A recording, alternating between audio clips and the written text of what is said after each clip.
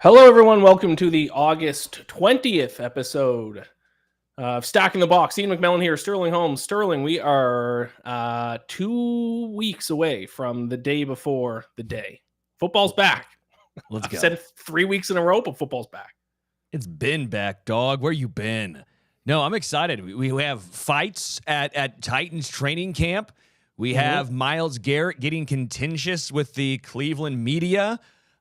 We have quarterback finality in a couple of spots, one including Cleveland yet again, one in Indianapolis. No, things are good. Things are fun. Football is back, and the Cleveland Browns continue to be a laughingstock of an organization. So, yeah, maybe football never left. We're also deep enough in training camp. Well, I guess past training camp, but deep enough in the preseason now. The takes are flying that we just need football season to start. I saw Kay Adams say the Denver Broncos are the most complete team in the NFL.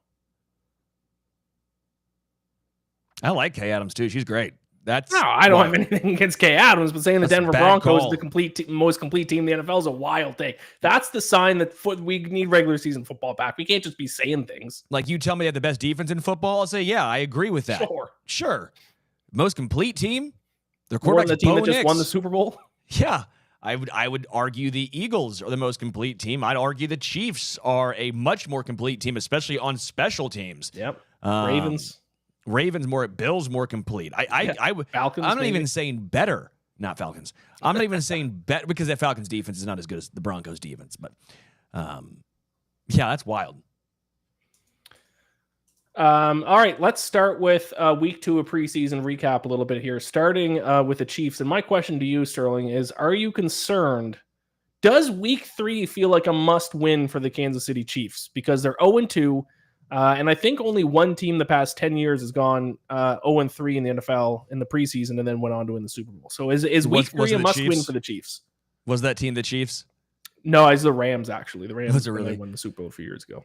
No, it's not a must-win. That's clown question, bro. But I do think there is – I know you're being facetious, but I do think there is something intriguing in regards to don't look like ass. I mean, I know last week it was their backups versus the Seahawks starters. I get that. But, man, you don't just have to roll over. And maybe we shouldn't be that surprised because we saw what they looked like against the Broncos in Week 18 last year when it was backups versus starters.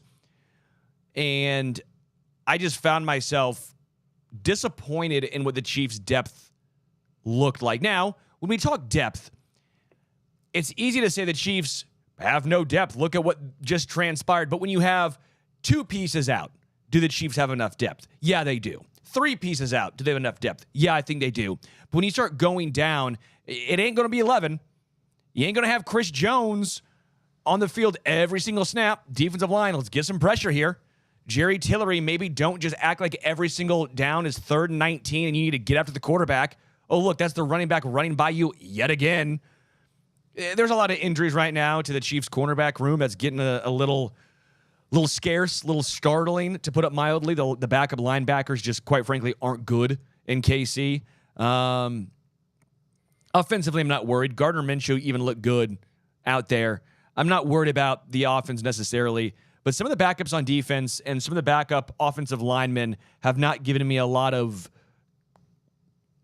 optimism, I should say. So I do think Game 3, while I don't care if they win or not, I want them to at least come out and start strong in this one. I actually looked into this further. Only 2 teams since 1982 have gone winless in the preseason and then won the Super Bowl. In 1982, it was Washington, and then the most recent was the Rams a few years ago. But last year, the Chiefs did go 0-3 in the Super Bowl. So they are 0-3 in the preseason. So they almost became the 3rd team. Yeah, they don't care about the preseason outside. I mean, some teams care. Like Chicago should care because that gives your team optimism and your fan base optimism heading into, the regular season. Like, they should care. You have Ben Johnson there. You have some new faces, new pieces. You should try and focus on winning, even if it's a game that, quote unquote, doesn't matter. Like, that does make sense to me. But if you're the Chiefs, the Eagles, the Bills, the Ravens, it doesn't really move the needle for me. Andy Reid is 46-52 as a head coach in the preseason in his career. So he does not really care about winning preseason games. Do you know, Sterling, who the best preseason coach is in the NFL right now in terms of just win-loss record? Oh man, is it a? Are you gonna do something where it's like they've only been a coach for like 2 years? No, this guy's been around for a while. A long time. Yeah. Okay. Best win-loss. How many seasons? Like Harbaugh. John Harbaugh.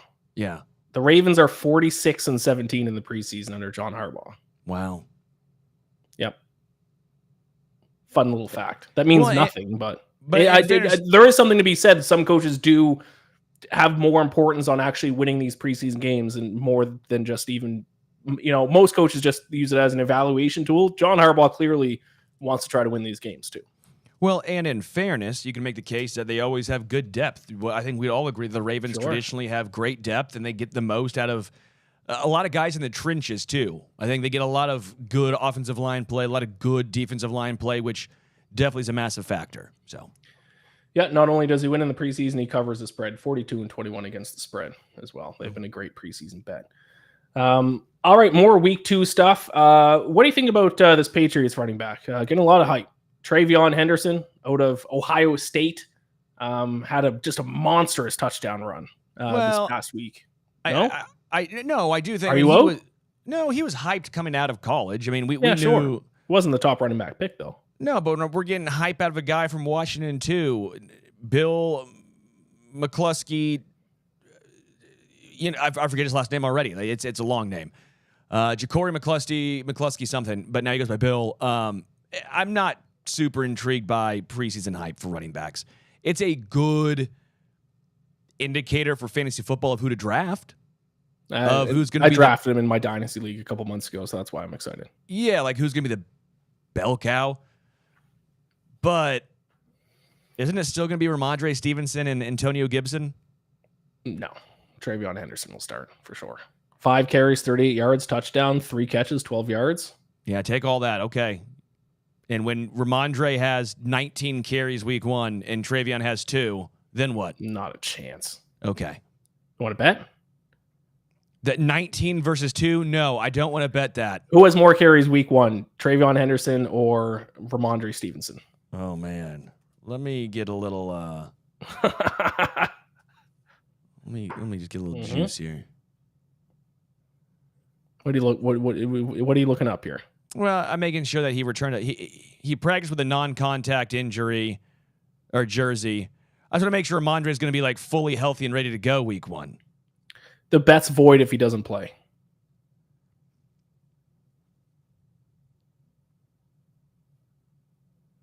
Let me figure by end of show. Okay. End of show. You can think I'll give you a week. We'll come back to this next week. We'll come back next week. Yeah, let's do it next week. I'm buying stock in TreVeyon Henderson big time. I think he might have a better year than Nash and Genty. That's a bad take. We'll see. We will see. Caleb Williams. A lot of hype behind Caleb Williams now for going 6 of 10 for 107 yards and a touchdown. In his preseason debut, the Bears blanked the Bills 38-0. In the words of another famous Bears quarterback, Jay Cutler, don't care. I don't care. I don't. Well, let me just lead this into the question of how much improvement do you think we'll see from Caleb Williams this year? I'm not telling you, I'm not asking you to, have a huge takeaway from this one preseason performance, but do you think that he will be able to take a step forward this year? Oh, I think he can take a step forward. New offensive line. But I like Ben Johnson a lot. I think Ben Johnson's a hell of an OC, or head coach, OC as well. But I like Ben Johnson a lot. He's got weapons, but he had weapons last year. The thing that he has to quit doing... Holding on to the ball. Holding on to the damn ball, running backwards, acting like you're playing in the Pac-12.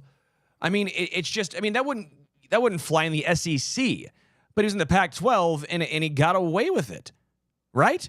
I guess the former Pac-12. I was never a Caleb Williams guy. I did not quite see it. I don't think he's a horrible quarterback. I don't think he's going to be brutal, but I don't think he's going to be this great, game-changing. I don't think he even breaks the 4,000-yard Bears curse record this year, and he's got a plethora of wide receivers to choose from. I think he's fine. I think that's probably the best way of putting it. He is fine. I did bet him to go over 3,500 575 yards, I think. I don't know if he reaches 4,000 this year, but I do think he takes a step forward. For Bears fans, I hope. Yeah. Bears fans are just, they're cursed to just never have a good quarterback. It sucks. Well, they could have had one, but they drafted Trubisky, which was one of the dumbest decisions I've ever seen. Yeah. Have you been paying attention to hashtag Stafford died weeks ago? No, I've not. Do you know, have you seen that at all? Never even heard of this. Is it some sort of conspiracy theory? Yes, it's obviously a tongue-in-cheek conspiracy theory, but I do like it because Matt Stafford is now back on the field, which is why I'm bringing this up. He's in pads for practicing.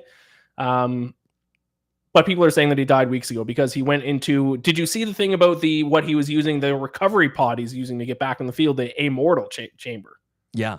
So people are saying they actually just cloned him, and actually the real Matt Stafford died, and this is now a clone that's back in pads. So it's like the whole Avril Lavigne thing. Correct. Canadian. Yes. I know that one. There you go. Skater Boy. Great song. Complicated. Oh, come on. I saw her front row. Did you? Oh, yeah. Big time. There you go. I went for the opener, Butch Walker, who was great, but I do like Avril Lavigne, too. And Avril Lavigne was the opener? No, she was a headliner. Oh, okay. But I went for the opener because I like Butch Walker. But I do like Avril Lavigne, too. I'm man enough to admit it. She has some jams, man. Great Canadian. She does. But yes, they're basically using that conspiracy theory, which I think it hits around for some celebrities, but it's a very tongue-in-cheek, but it's funny because he was using an immortal chamber, which apparently like reconfigures your energies or something to heal his back. I don't know. I would love that. Feels like it'd be great for me. Sure. Sure, it's cheap too. But Matt Stafford is back on the field. I still have very low hopes for Matt Stafford this year. I have very low hopes for the LA Rams. Yeah. I disagree. I still think the Rams will be better than you think. Did we bet on that? Did we bet a Rams thing? I don't think so. Do you think if Jimmy Garoppolo has to take over at quarterback, do you still think he can do enough for the Rams to be a decent team? Or I think decent is I think decent, but I don't think a playoff team. Gotcha. Like I could see him being with Garoppolo, I could see him going 7-10. No, that's not decent. 8-9. Okay. I think 8-9 is the bare minimum for decent. I think that's the realm of where if he played the whole season, right? Right. I think Matt Stafford with him now, I'm looking at 10-7. Wild card. Yeah, maybe 11-6, but probably 10-7. I see the Rams as a wild card team. Okay. Or I disagree. I think they missed the playoffs. I could see him winning that division if San Fran does not take the step that I think we all expect him to be. Yeah. Sure. So if San Fran looks like they did last year, then I think the Rams could win 11 games. You know, that NFC West is intriguing to me because I don't believe in Seattle. Arizona is going to start strong and collapse yet again because that's just what they do with Kyler Murray. So it really, to me, almost feels like a two-team race unless, again, Kyler Murray can have a good full season, not just first half. Maybe he starts watching film. That would probably help. Yeah, it wouldn't suck. Yep. All right, let's get to some starting quarterback news. You alluded to it earlier. Joe Flacco named Browns starting quarterback. Not really much of a surprise, especially Kenny Pickett was we knew it was either going to be Kenny Pickett or Joe Flacco. Kenny Pickett has had an injury throughout training camp and preseason, so that kind of left Joe Flacco as the default. I think some people thought they'd go with Shedeur Sanders after his week 1 preseason game, but really I don't think there's ever a chance of this happening. Certainly the least surprising of the two starting quarterback news that came out this past week. Yeah, it's fine. First 4 weeks it'll be Joe Flacco. Right. He won't be the starter the entire time. He'll have 4 or 5 weeks and then they'll go with one of the two rookies. Agreed. Or Kenny Pickett maybe if he's back. If they go with Kenny Pickett, then that's even dumber. Yeah. Because if you move on from a veteran, that means you're losing, and now it's time to go with a young guy. Kenny Pickett looked good whenever he got in for the Eagles. Remember that 1/2 start that he had for the Eagles last year, though? How old is Kenny Pickett now? He can't be that old. 27? 27, yeah. Did I nail it? Yeah, he's 27, so I guess it's not that old, right? I was going to... Yeah, 27 seems right. Give him one more shot. I like Kenny Pickett. I don't know, man. If it didn't work with a good organization like Pittsburgh, that was a good organization. Yeah. I don't see it working in a dysfunctional one. Yeah, Pittsburgh's a good organization, but they don't like the offensive scheme they've been running the past handful of years. No, it's not been good. No, Arthur Smith Yeah. Uh, Really quickly, stick with the Browns real quick. Yep. I don't know if you saw the whole Myles Garrett situation. I actually didn't know. Got a little contentious with the media. They were asking, hey, you're driving 100 miles an hour in a whatever it was. He has like 60 or something. Yeah. He's got 8 speeding tickets now, and since 2017, I think. And he just signed this, record-breaking contract, $40 million a year. And we've interviewed Myles Garrett. He seemed like a great guy, very intriguing. Like, he's a guy I'd want to get a beer with, a guy I'd want to travel with for sure. I mean, hearing the stories and stuff that he digs in the countries. He was a good interview Super Bowl week. And the languages that he speaks. Like, I like Myles Garrett. He's not coming out of a place of, don't like the guy. No, I like the guy. But, same time, if you are the leader on that team, you've seen around the NFL now some of the driving incidents don't look any farther than KC. And we're sitting here like, what do you got to do? You flipped your car a couple years ago. You have 8 speeding tickets since 2017, at least according to ESPN article. I don't know his driving record. But according to ESPN, I'm constantly perplexed by athletes doing things like this. You have the money and the resources. I'm not saying it's better if someone who's broke does this, but you almost understand it more of like, okay, they don't have the resources of calling an Uber or a limousine driver. Yeah, but I don't think this is... He's not drunk when he's doing this, though, is he? No, I think he's just speeding. So it's not an Uber thing. He just likes to drive fast. If you have 6 speeding tickets, hey... don't make it 7, 8, or more. Just call. Hey, I have an issue speeding.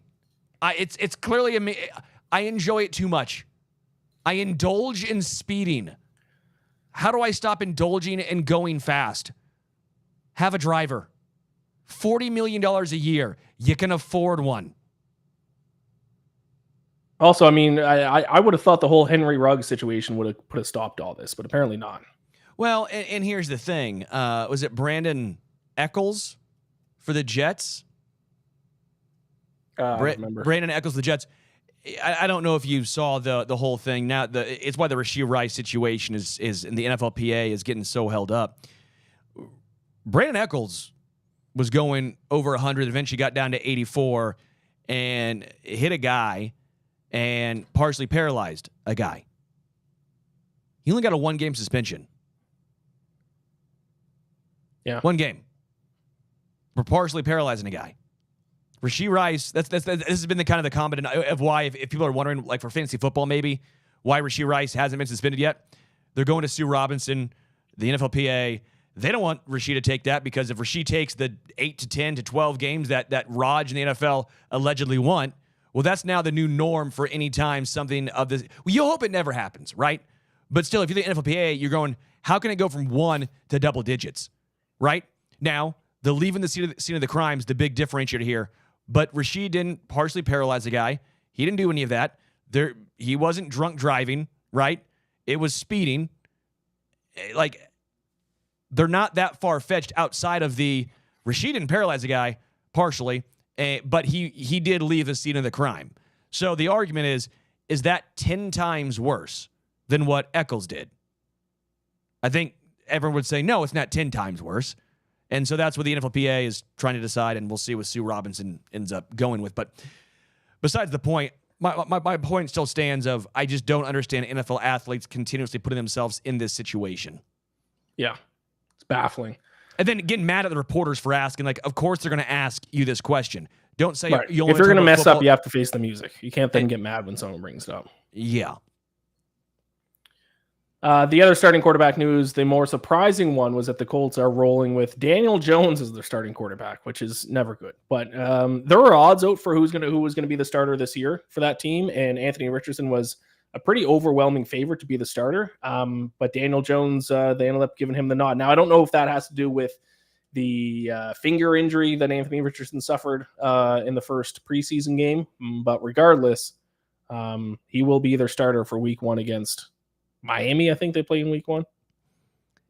Anthony Richardson's 23 years old. He's younger than like everyone drafted this year. Yeah, sure. Okay. The point I'm making here is you drafted him knowing it was going to be a developmental process. Okay. We're going to be on opposite ends of this. Am I wrong? Like, don't draft a developmental guy if you're not going to actually put in the resources to let him develop. I'm not saying he's been a good quarterback. I'm not saying he's even been an average quarterback. But have you seen flashes? I think we can all agree we've seen flashes. It's not like you have Josh Allen sitting on the bench right there. It's not like Jordan Love sitting there. You have Daniel Jones. You know what you have in Daniel Jones. You're running back the Carson Wentz Colts yet again. I am dumbfounded by this decision. If I'm Anthony Richardson, I probably feel some type of way. He's saying the right things. I mean, yeah, you've not played great, so the job obviously shouldn't just be handed to you. The only other thing I can think of is if the rest of the team came to the conclusion that they wanted Daniel Jones over Richardson. If the rest of the team said, remember when he pulled himself on like a third down? Well, that's what I was going to say, is how much time and how many I get that he's young, but how much time and how many resources do you want to put into maybe developing a guy when we've seen now 2 full seasons, he's either been hurt or he's completed 50.6%. 50% of passes completed is crazy, Sterling. That's so bad. But you've seen on the upside. top of that, obviously we're not in the locker room, but from all the evidence we can see from the outside looking in, he's not putting forward the effort. He's pulling himself in the middle of a drive because he's tired. Based on some things, some hints dropped for some players, he doesn't seem to be 100% committed to developing into the guy they want him to. So if you're coaching and managing this team, especially these coaches who their jobs are probably on the line this season, how many more resources and time do they want to give to a guy who doesn't really seem that committed, who doesn't want to be the guy, who has completed 50% of passes in 2 seasons, who is also injured all the time? At some point, you got to pull the plug. You can't just keep sinking resources into a guy that at this point, I bet you they know that he's not the guy. For me, I would give him the full year this year. 3 years. I mean, he's younger than, again, like almost everyone currently in the NFL still. But if he's not going to put in the work or put forward the effort, why even try? Because it's not going to work. And I cannot speak to the effort part. Okay, so I cannot speak. Either. I cannot speak to that. I don't know for sure. The point I'm trying to make is, you've seen the upside. You knew what he was when you drafted him, right? There was a high variance in what he could become. What's the ceiling for Daniel Jones? What's best case scenario? Best case he led the Giants to the playoffs 10-7. a couple years ago. He had one good season. That's not a high ceiling. Best case scenario is probably 10-7. Sure. Which might be good enough for a playoff spot. Might be good enough to save their jobs. You think 10-7 with Daniel Jones in the AFC, by the way, not the NFC, in the AFC. Good enough to go head to toe with the Chiefs, the Ravens, the Bills. No, they're just trying to save their job, though. The Chargers, if they make it, the Broncos, if they make it, the Bengals, if they make it. I mean, you look at the AFC and you're sitting here going, even if you go 10-7 with Daniel Jones, which I don't think they would, by the way, your best outcome is just losing round 1 because you know who he is. And maybe I'm trying too hard to be like, you got to have the upside guy. If this was the NFC, I think it's a different situation. Now you have the Eagles in the NFC, but I think as a whole, the NFC is more open. Look at the range of quarterbacks that are in the NFC compared to the AFC. You have now Jayden Daniels and Jalen Hurts. Matt Stafford? Is Baker Mayfield the 4th best quarterback in that conference? Yeah, probably. I mean, Jordan Love, maybe like you look at the AFC. I mean, it's just packed. The Texans, even with CJ Stroud, I despise this move. If I were a Colts fan, I would be beyond bummed that they gave up on a upside talent in Richardson this soon for not a guy who's young with also upside, but a guy in Daniel Jones. I wanted to bring up one last thing here before we're going to do our draft for Defensive Player of the Year coming up. But I wanted to get into one more thing, and it's that the New York Jets, I think might be hilarious this season. I have a feeling they're just going to run the ball almost every single play. In their last preseason game against the Giants, they had one drive. They ran the ball every single play. Aaron Glenn got in an argument with a reporter this week about how he feels about his team like not being a passing first team. And Aaron Glenn said, who says it's the passing league, the team that won the Super Bowl? What were they in passing? Really good, very efficient, very effective. 29th, he said. No. Yeah. But look at efficiency. You have to at least be able to complete the pass. Jalen Hurts has been. I'm not trying to take the Eagles' side here, but we've lost the narrative of Jalen Hurts and that receiving aspect. They ran the ball a lot with Saquon, yeah, but they were bleeping efficient passing the football. One of the worst arguments ever. Sorry, go ahead and finish this because I get so angry at this from Aaron Glenn. I was not bringing this up to talk about the Eagles. I was going to say I think Aaron Glenn and the Jets are going to break the rushing record. They might just run the ball every single play. He said he wants to get all three running backs involved. Justin Fields is going to run the ball a ton. He's not going to ask him to throw the ball. I think the Jets might run the ball like 80% of the plays. We might see like an army offense in the NFL. Yeah, and it's probably the best option for them. But again, it just goes down to, man, I would not be super happy if that's the answer you got. I saw people on Twitter like, yeah, Aaron Glenn, look at that. He's bringing back old school football. Hell yeah. Sure. Back in my day, we only needed 3 plays. Halfback dive, I formation. Halfback dive, pitch to the outside, 1 pass play. That's all you need. Yeah. And now they'll have an option with Justin Fields and Breece Hall. No, I hope they run the ball 80 to 90% of the time. I think it would be hilarious. I think it's disingenuous of Aaron Glenn to talk about the Eagles having the 29th ranked passing offense. That is him trying to find a reason to make it seem like the Jets can do what the Eagles did last year. It's so fake and phony to me. You can pound the ball, but saying it's not a passing league right now is just absurd. It's absurd. In his defense, the Eagles threw 43.7% of the time was a passing play, which was the lowest pass play rate in the NFL. I get they were efficient when they did throw the football, but they were run first. Well, yeah, because teams were scared they were going to throw the football to A.J. Brown and Devontae Smith down the field. Sure. They're not scared of Justin Fields. Like, there has to be some sort of realistic conversation here, and it's not a pass-happy league. I mean, look at the Super Bowl champions, the Super Bowl teams of the past few seasons. I mean, Chiefs, pass-happy, right? Bengals, when they made the Super Bowl, pass-happy. Eagles have been balanced. San Fran's been balanced. Those are out of the NFC. Rams, pass-first. I mean, Kyron Williams has been good, but I mean, I think we all agree that was a pass-first team. When was the last time it really has been like it's been run only? The Seahawks with Trent Dilfer? Either the Ravens with Trent Dilfer? Yeah. Well, Seahawks were kind of run first too, which is why I paused, because Seahawks were kind of a run. Yeah, but still, Russell Wilson was maybe the best deep ball thrower in the NFL at that point. Yeah. Like, I found that so disingenuous, and him trying to almost punk the media member for asking that. I was like, that is, in my opinion, soft. I have no issue with it. Well, I mean, you got to get your fan base excited because you can't pass, so you might as well just lean into 1930s football. Sure. All right, you want to draft defensive players of the year? Let's do it, baby. Who had first pick last time? I believe you did. Okay, do you want to go first this time? Sure, why not? All right.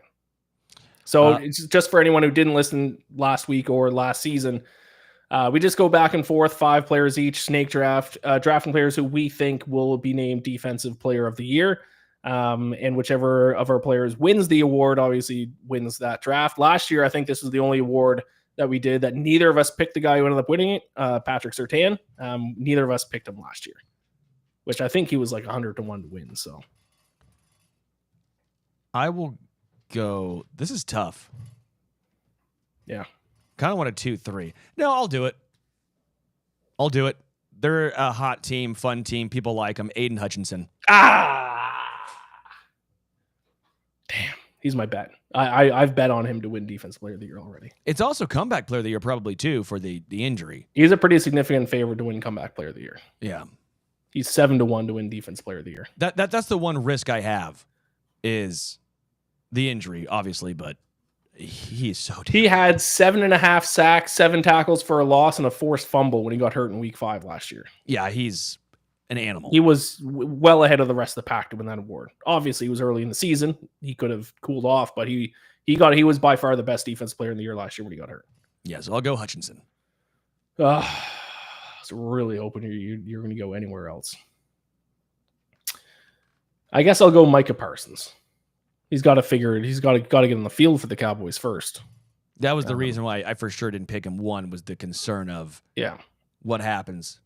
But before last year, he finished top 3 in voting every other year that he's been in the league. So if he can figure it out with the Cowboys and strap on the helmet for Week 1, maybe even Week 2, he's still one of the best pass rushers in the NFL and still just entering his prime too. Still very young. His I would 4th agree. or 5th year. I have no idea how Jerry Jones does not pay that man. Yeah. Which way do I want to go here? There's so many different ways you could go. I'm going to go.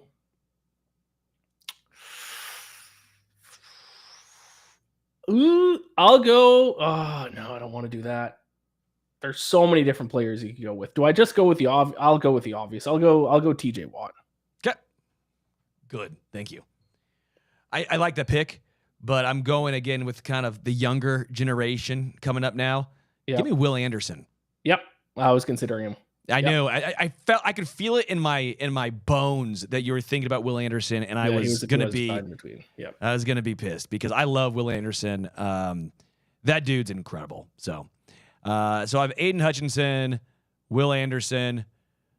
This one now comes to the other obvious one. I'll go Myles Garrett. Yep. That's the other obvious one. 2nd in sacks last year. Yeah. All right. If I'm going to go, I'm going to stick with the trend of guys who might not even play Week 1. I'm going to go TreVeyon Henderson. Let's get him on the field, Bengals, or trade him, please. Led the NFL in sacks last year, 17.5 sacks, 3.5 more than anyone else. That alone, I think, makes him worth the number 6 overall pick. The only thing working against him is obviously he has the issue with the Bengals, and he might not even be playing to start the year or at any point if he continues to hold out. So we need him on the field. But if I'm going to take Parsons, I may as well just take Hendrickson. I'll come back around. I'm going to go Kyle Hamilton of the Ravens. Ooh. Love Kyle Hamilton. He can do it all at safety. Okay. That's solid. Defensive back won it last year. Obviously, he was a corner. Who was the last safety to win it? Maybe Ed Reed, Bob Sanders won it one year for the Colts. But a safety can do it. Probably Ed Reed. Yeah, I'm gonna look go ahead. Well, I'll go Max Crosby. If you're going to leave me Max Crosby, I'll go Max Crosby. Yeah, I know Max Crosby. Raiders aren't great, but I'll go with, again, I like my pass rush, 4 pass rushers. We get 5, so my final pick. Jared Verse is intriguing. You gonna stick with all pass rushers? Yeah, I don't know if I like that, though. I'll go with a guy who I've been high on for a while now, and I feel like is, I don't know if underrated is the right word, but maybe underrated by fans. Christian Gonzalez. That's who I was going to take. Seriously? Yeah. Yeah, Christian Gonzalez. Yeah, I like that. Got hurt in his rookie. He was kind of the favorite to win Defensive Rookie of the Year his first year. Then he got hurt. Last year, he was AP2, number 2 team All-Pro, and he's 5th in voting for Comeback Player of the Year as well. Sean says Polamalu. Troy Polamalu. Yeah. Troy Polamalu won it in 2010. So it's been a while since the safety has won it, but there was a stretch. He won it. Bob Sanders won it in 2007. Ed Reed, 2004. Crazy. Ed Reed only won it once, and it was in 2004. So pretty early in his career.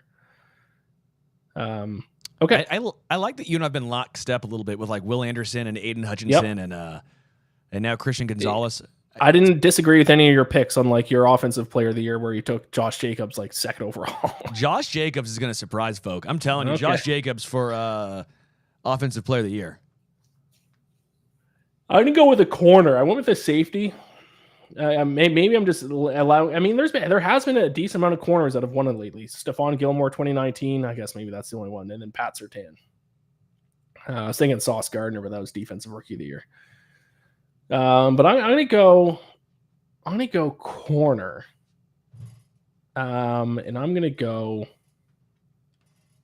I'm just looking at the list right now. I don't know if I actually. Couple Eagles. You got yeah. Quinyon Mitchell. You got Cooper DeJean. I was going to take Christian Gonzalez. He's stolen from me. I know. You can run it back with Pat Surtain.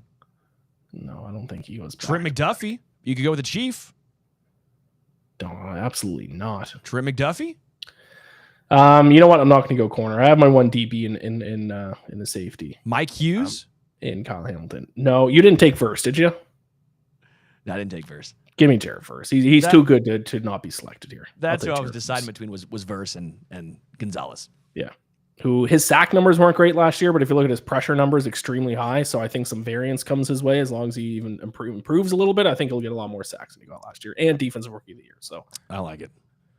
Yep. I wanted to go off the board, but you stole him from me and Christian Gonzalez. So I'll go back to a more obvious pick with Jared Verse. I like it. You and I on the same page. It's fun not arguing. Yeah, no argument this time. I like all the picks. Quinyon Mitchell, sure, I could have considered him. Jesse Bates, maybe. If I wanted to just burn my pick, yeah, I would have done that. Yeah, well, we'll see. All right. That actually went pretty quick. Do you have any other thoughts or anything you want to talk about this week? Yeah, man, I'm just excited for week one. I'm ready for the dumb conversations to end, as we mentioned. Players, be smart. I hope no more injuries. I hope your fantasy football team draft falls the way you like it, and the guy before you stops picking all the picks that you want. Give me a deep cut dark horse fantasy player to draft. Oh, that's a good call. That's a real good call. Dang. I didn't really think of that. I was thinking Chiefs specific. I think Chiefs are not great. Pacheco maybe bouncing. Like I don't know where he's at in drafts yet. I've not done my year one yet. My dynasty one's obviously it's done. My yearly one, I don't know where he's going to be at. Because it feels like I had some questions about Pacheco heading into the year, into the preseason and all that stuff. But it sounds like he's going to be the guy. Not necessarily a bell cow, but first and second down. Pretty heavily. Red zone might get stolen by Kareem Hunt here and there, though. I'll give you a guy for keeper leagues or deeper leagues to use like one of your last couple of picks on, a guy who I think by the end of the season is going to be the starter at his position. Bayshell Tootin. Oh, Tootin? yeah. Tutton? I thought it was Tootin. I thought it was Tootin too, but now that I'm saying it, that's an unfortunate last name, Tootin. Yeah, that's what we've been calling him because we liked him for the Chiefs, so we had actually done a little dive into him. Yeah, 4th round pick, rookie. I think Etienne is done with the Jaguars. He's still listed as a starter. I think he's not going to last long. I don't mind Tank Bigsby, but I think they might give Tootin some carries this year, and I think he might take over the starting gig by the end of the year. So we're talking way off the board, deep league, one of your last couple of picks, because right now he is 3rd string right now. But he's a guy I'm looking at. Dang, I guess I got to come up with the better one for next week then. I'll come up with the better one for next week. That's your homework. Give us a dark horse pick next week. Okay. My draft is next Thursday, so if you give me a good pick on Wednesday, I can use it. I like it. Producer Sean says Emeka Egbuka for the Bucks. Yeah, but he was like a 1st round pick though, wasn't he? Yeah, we need deeper than that, Sean.